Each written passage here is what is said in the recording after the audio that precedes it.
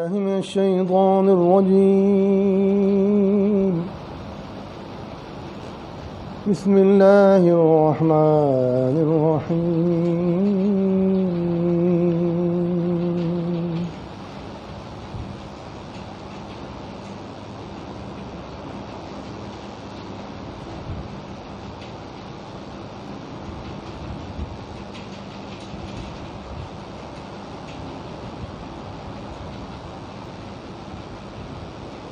والذين يقولون ربنا هب لنا من أزواجنا وذرياتنا قرة أعين واجعلنا للمتقين إماما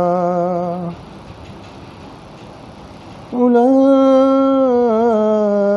يجزون الغرفة بما صبروا ويلقون فيها تحية وسلاما خالدين فيها حسنت مستقرا ومقاما صدق الله مولانا العظيم.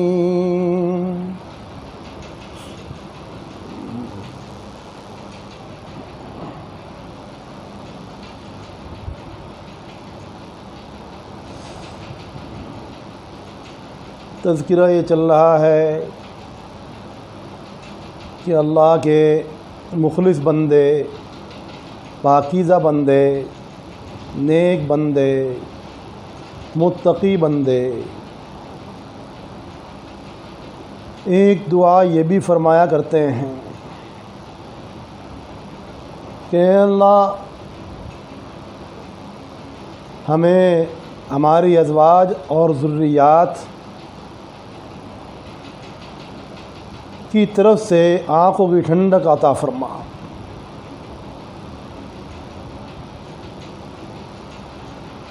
اس پر کچھ باتیں عرض کی گئی تھی. ایک بات یہ بھی ذہن میں آئی ہے کہ آج اس دور میں اولاد کی نافرمانی کا ہر طرف چرچا ہے، شکایت ہے.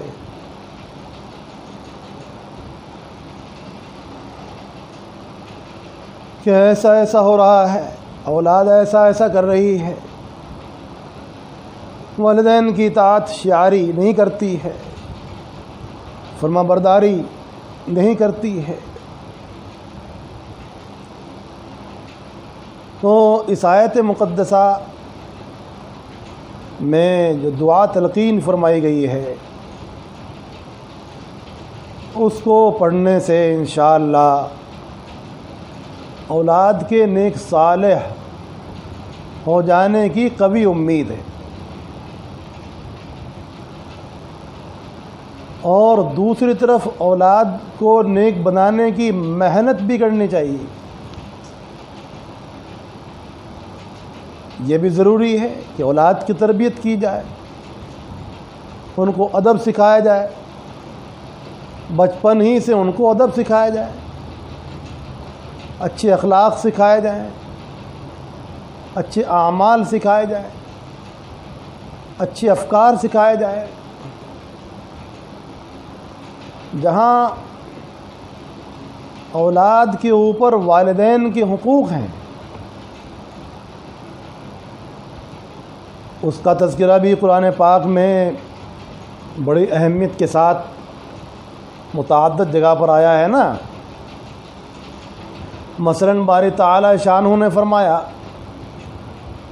وَقَضَى رَبُّكَ أَلَّا تَعْبُدُوا إِلَّا إِيَّاهُ وَبِالْوَالِدَيْنِ إِحْسَانًا.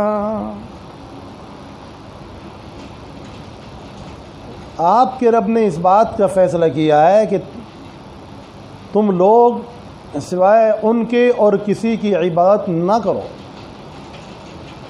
اور اس بات کا فیصلہ کیا ہے، حکم کیا ہے کہ اپنے والدین کے ساتھ حسن سلوک سے پیش آؤ، ان کی عظمت کا خیال رکھو، ان کی اطاعت کا خیال رکھو، جیسے ان کو خدمت کی ضرورت ہو ویسے ان کی خدمت کرو، جانی خدمت کی ضرورت ہو تو جانی خدمت بجا لاؤ، مالی خدمت کی ضرورت ہو تو مال سے خدمت کرو۔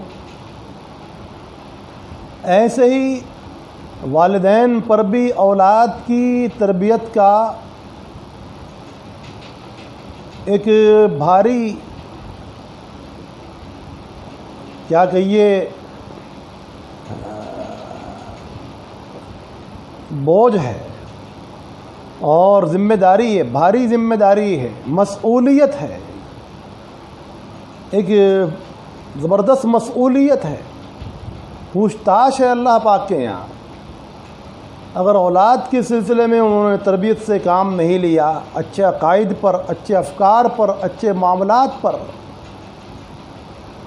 اچھے اخلاق اور آداب پر ان کی تربیت نہیں کی تو والدین سے اس کا بھی سوال ہوگا، اساتذہ سے بھی سوال ہوگا کہ تم نے اپنے شاگردوں کو اچھے انداز سے کیوں نہیں پڑھایا، خالی اجرت ہی لیتے رہے یا کچھ تربیت بھی کی ان کی، پڑھایا بھی کچھ، ان کو ڈھنگ سے ادب بھی سکھایا، اس کا بھی سوال ہونا ہے۔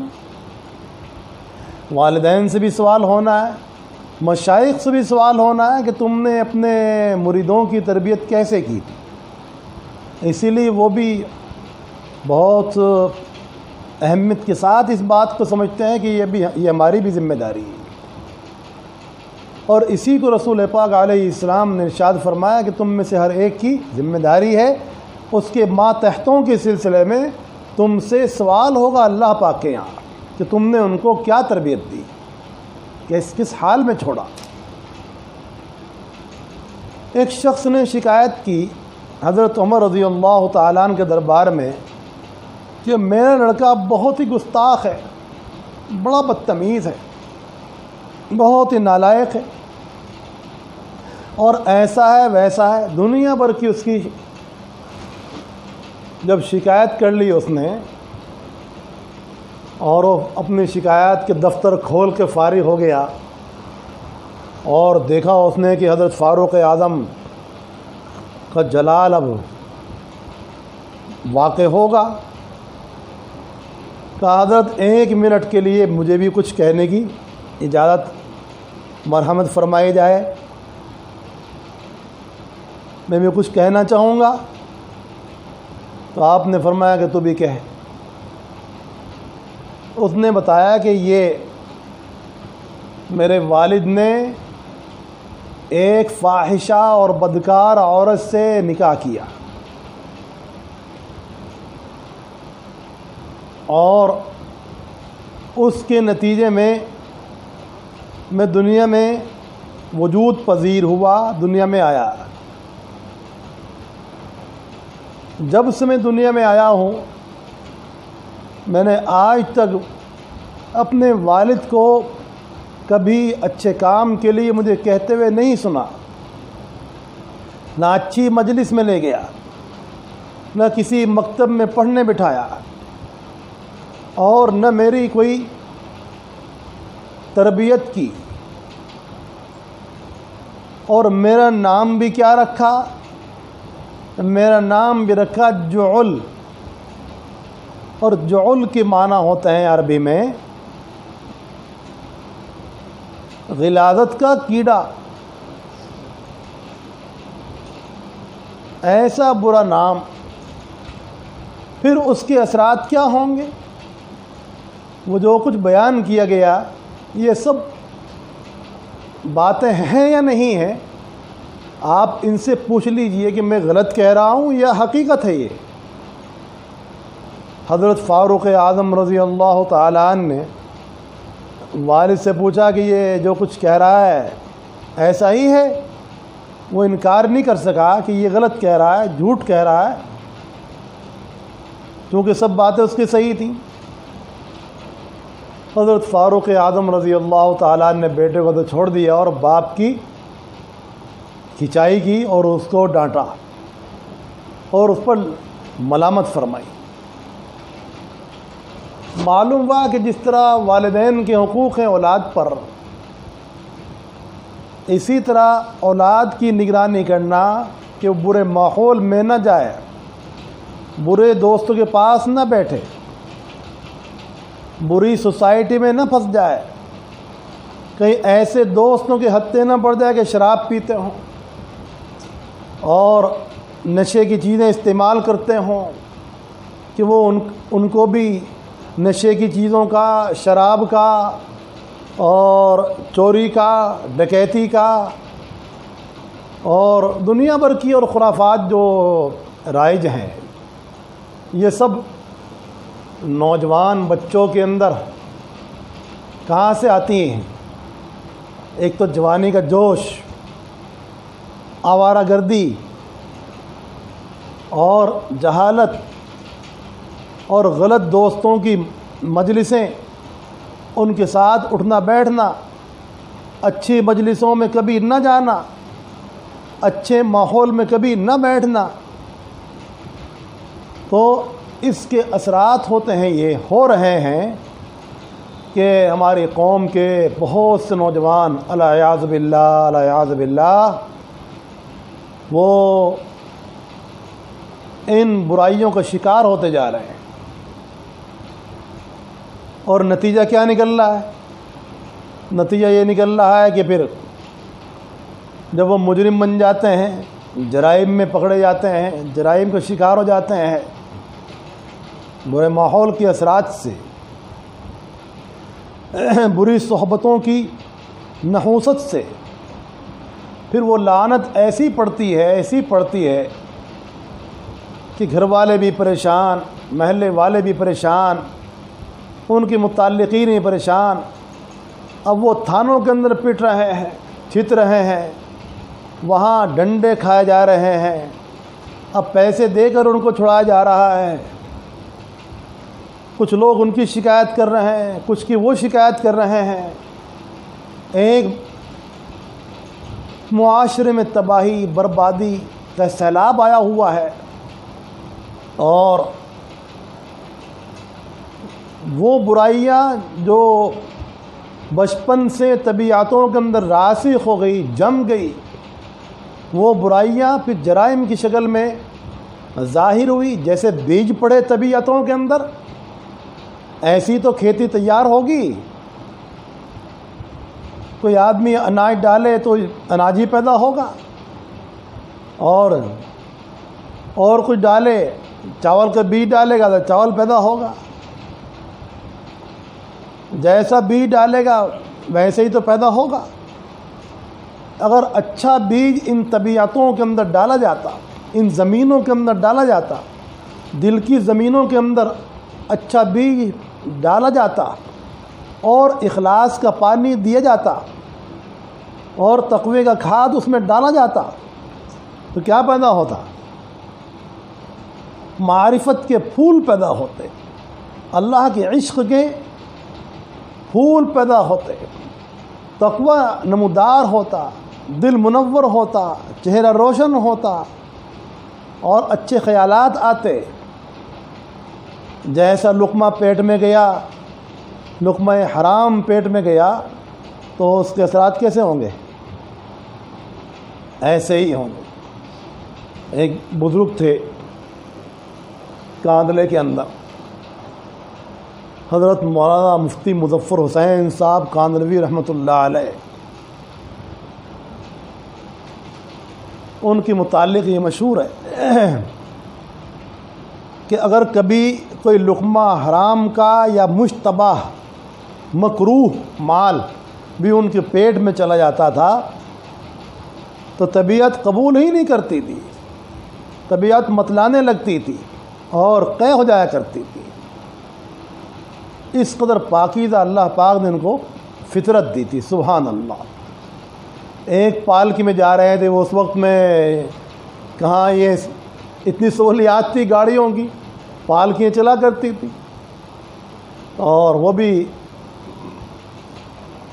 بڑے لوگوں کے لیے، اور صاحب حیثیت لوگوں کے لیے، ورنہ لوگ غربت کے زمانے میں کس طرح اپنا سفر پورا کیا کرتے تھے۔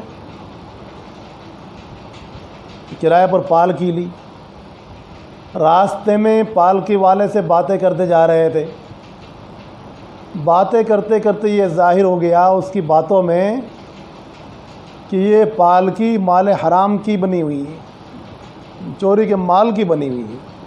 اس کی باتوں میں ظاہر ہو گیا، آپ میں جو سفر میں ہوتا ہے تو بے تکلف ہوتا ہے۔ اب وہ متقی انسان تھے، پرہیزگار انسان تھے، ایک دم تو ہاں کچھ ہی دور تو چلا تھا تو حضرت نے اب اس میں سفر کرنے سے معذرت ظاہر کر دی اور ایسا رخ اختیار کیا کہ جیسے سفر کا ارادہ ہی بدل گیا ہو۔ آخر کار وہ سمجھ گیا کہ جو مجھ سے یہ بات ظاہر ہو گئی یہ اس کے اثرات ہیں، جب تک پتہ نہیں تھا، معلوم نہیں تھا، معذور تھے، اور جب معلوم ہو گیا تو پھر اس کا استعمال نہیں کیا۔ یہ بڑے حضرات کی بات ہوتی ہے۔ حضرت شیخ عبد القدوس صاحب نور اللہ مرقدہ کے تقوی کا عالم، اللہ کیا تھا۔ ان کے زمانے میں ایک بکری گم ہو گئی۔ ہاں وہ تو امام اعظم ابو حنیفہ رحمۃ اللہ علیہ کا قصہ ہے کہ بکری گم ہو گئی امام صاحب رحمۃ اللہ علیہ کے زمانے میں، تو آپ نے ایک مدت تک بکری کا گوشت ہی استعمال نہیں کیا، کہیں ایسا نہ ہو کہ وہ بکری جس نے چرائی ہے وہ بازار میں کہیں کٹ جائے اور اس کا گوشت میرے یہاں نہ پہنچ جائے اور میرے پیٹ میں نہ چلا جائے۔ اس قدر زبردست تقویٰ تھا۔ ایک صاحب کا آپ کے ذمے قرضہ تھا، آپ اس سے مطالبہ کرنے کے لیے تشریف لے گئے، مجھے اپنا قرضہ چاہیے، اور کنڈی بجا کر دور دھوپ میں کھڑے ہوئے ہیں، اس کی دیوار کے سائے سے بھی بچ رہے ہیں۔ ایک شخص یہ منظر دیکھ رہا تھا کہ کنڈی بجاتے ہیں اور فوراً دور چلے جاتے ہیں، نکل کے آیا کہ دھوپ کا عالم ہو رہا ہے، دیوار کے نیچے سایہ بھی ہے، آپ یہ کیا کر رہے ہیں؟ آخر کار یہ بات ظاہر ہو ہی گئی کہ فرمایا کہ میرا اس کے ذمے قرضہ ہے، اور حدیث شریف میں ہے کہ جب تمہارا کسی پر کچھ قرض ہو تو اس سے کچھ فائدہ نہ اٹھاؤ، یہ بھی سود ہے۔ کل قرض جر نفعا فہو ربا، جو قرض نفع کو کھینچے، نفع کو لائے، وہ بھی سود ہے، کہ سود کے دباؤ میں وہ آدمی ہمیں نفع پہنچا رہا ہے۔ یہ اس نے جو ہمیں نفع پہنچایا یا ہم نے اس کی کسی چیز سے نفع اٹھایا، یہ بھی اس قرض کا ایک عوض ہے، اور قرض تو قرض ہے، اس پر کچھ بھی اگر زیادہ ہوگا، قرض ہی زیادہ ہوگا یا اور کچھ نفع زیادہ ہوگا، تو وہ سارا نفع چاہے وہ قرض کی شکل میں ہو چاہے وہ اور دوسرے انداز میں ہو، سب سود بنتا چلا جائے گا۔ یہ آپ کی انتہائی درجہ احتیاط تھی، وہ آپ بھی گھوم کے رکھا گیا کہ ہم تو سمجھتے بھی نہیں کہ یہ قرضہ ہے۔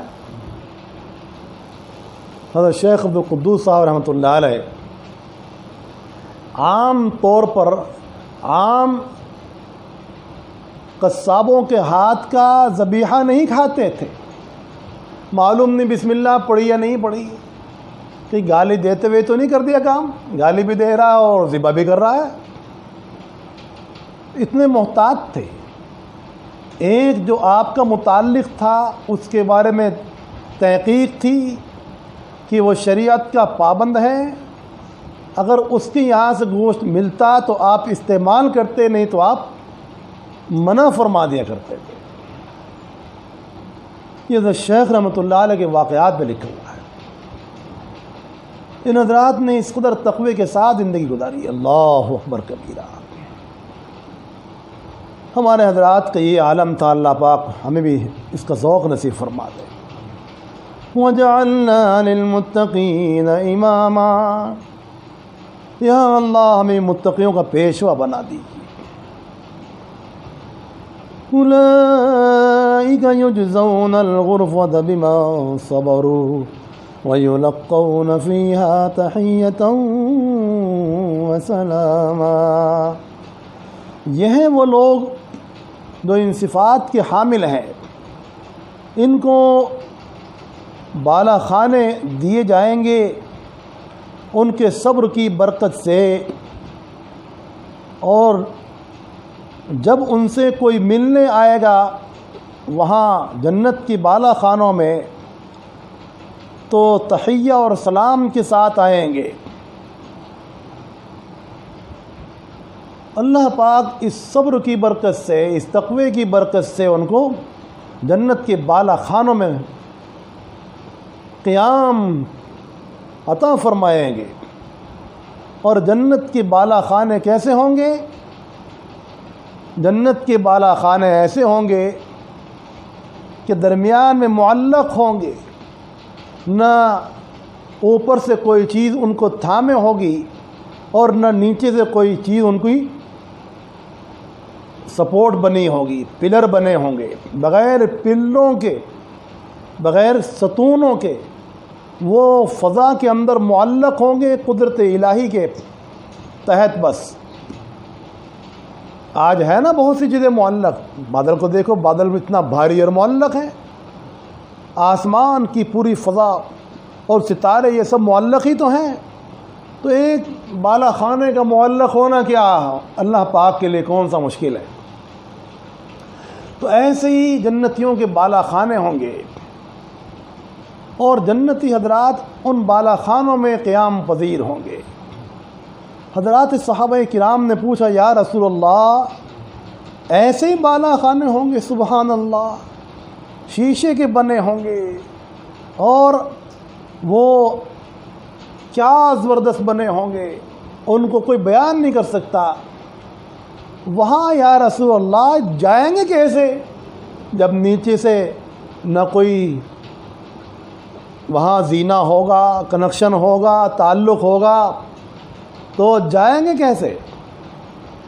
رسول پاک علیہ السلام نے کیا خوب جواب دیا، سبحان اللہ، اہل جنت ان بالا خانوں میں پرندوں کی طرح اڑ کر چلے جائیں گے۔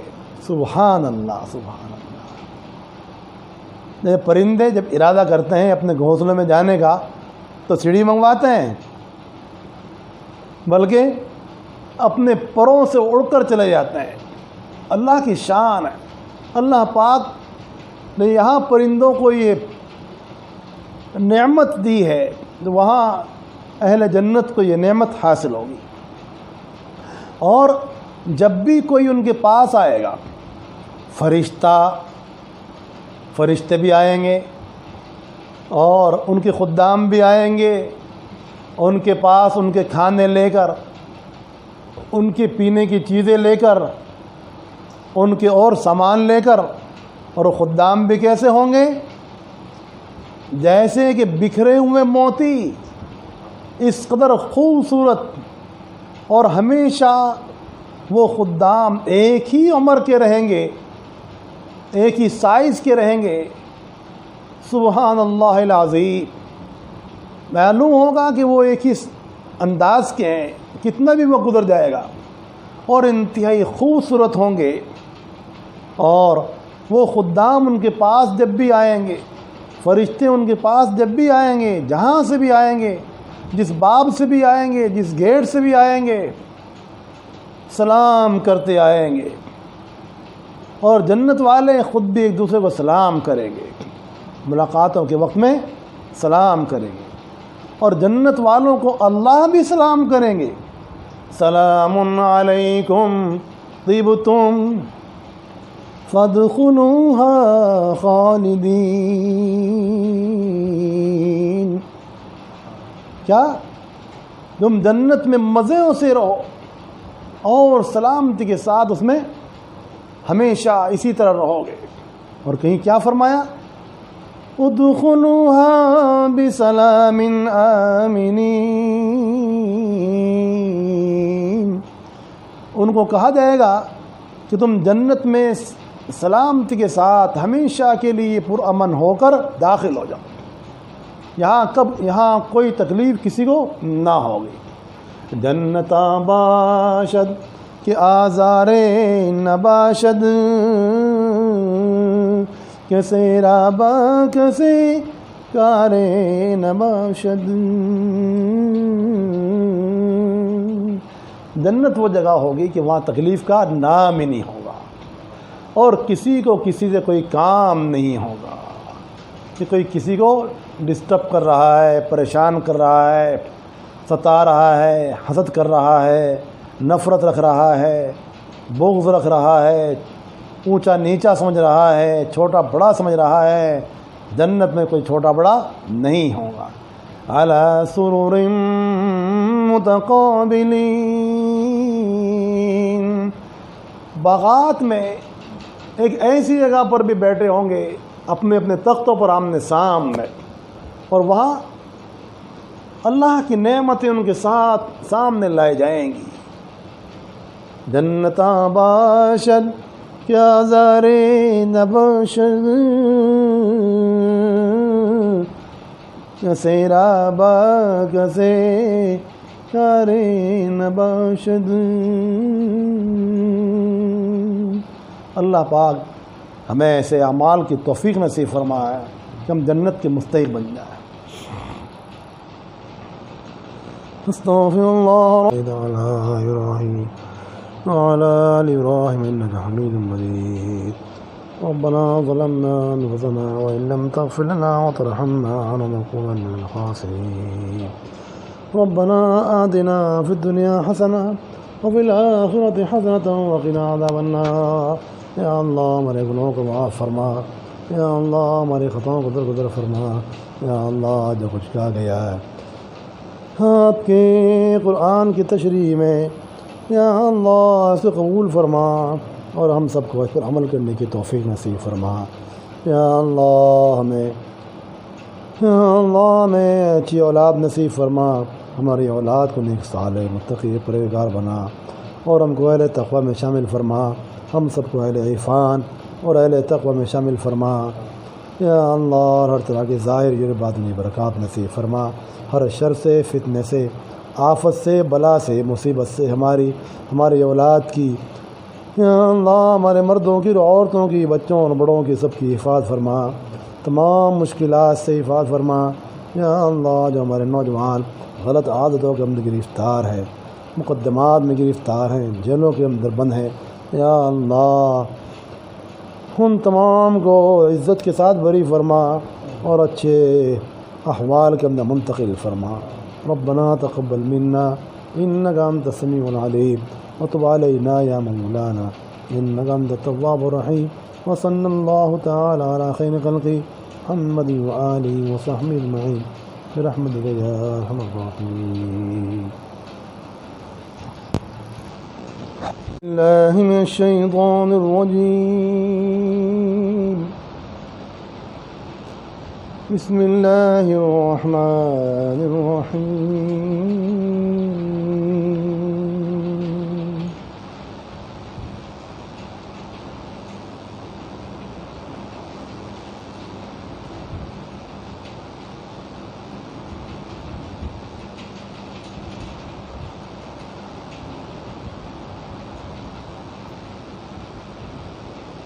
والذين يقولون ربنا هب لنا من أزواجنا وذرياتنا قرة أعين واجعلنا للمتقين إماما،